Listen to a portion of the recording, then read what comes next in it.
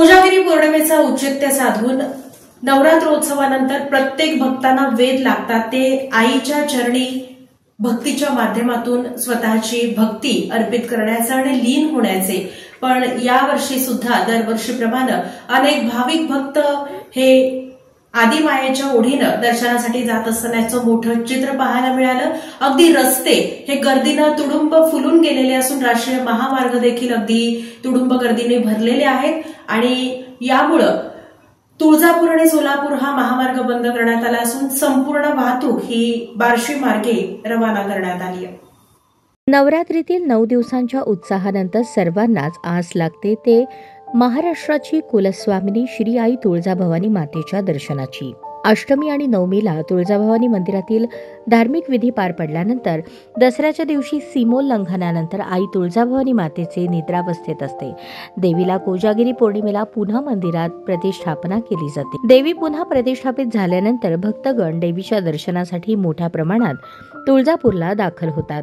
कोजागिरी पौर्णिमेच्या दिवशी देवीच्या दर्शनासाठी सोलापुरातून पायी तुळजापूरला जाणाऱ्या भाविकांची संख्या लाखोंच्या संख्येने असते। या मार्गावर जागोजागी अनेक सामाजिक संस्था, संघटना, व्यक्तींकडून भाविकांची सेवा प्रसाद दिले जाते।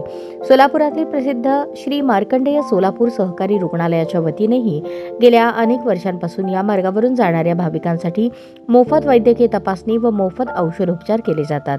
हिप्परगा तलावाजवळील राजू हौशेट्टी यांच्या जागेत भव्य शामियाना बांधून तपासणी करण्यात येत आहे। 2 दिवस चालणाऱ्या या शिबिराचे उद्घाटन पोलीस आयुक्त एम राजकुमार यांच्या हस्ते करण्यात आले। यावेळी मार्कंडेय सोलापूर सहकारी रुग्णालयाचे चेअरमन डॉक्टर माणिक गुर्रम उपस्थित होते। यावेळी रुग्णालयाचे व्हाईस चेअरमन रमेश विडप, लक्ष्मीनारायण कुचन, श्रीनिवास कमटम, अशोक आडम, आनंद चंदनचिवे, पार्वतय्या श्रीराम, राजेशम येमूल, सहाय्यक पोलीस आयुक्त विजयलक्ष्मी कुर्री, प्रशासकीय व्यवस्थापक स्वामी आकेन, सहाय्यक प्रशासकीय व्यवस्थापक दुर्गादास येमूल, सहाय्यक मेडिकल अधिकारी doctor Rajaram Pulli, social worker Vikas Kamble यांची उपस्थिती होती। यावेळी डॉक्टरांनी सोलापूरहून तुळजापूरला भाविकांची वैद्यकीय तपासणी करून मोफत औषधोपचार दिले।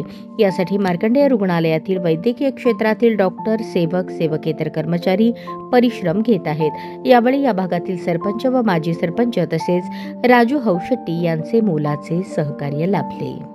भक्तांसाठी गेल्या 20 पेक्षा जास्त वर्षापासून सुरू केलेल्या या सेवेला आज सोलापूर शहराचे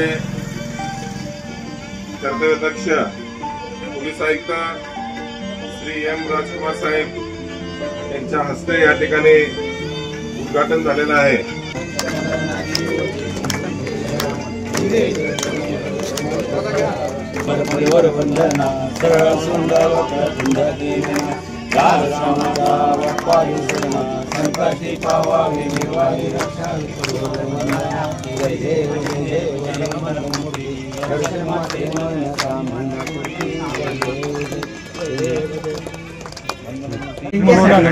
इथल्या समाजातल्या गुरुंनी मी त्या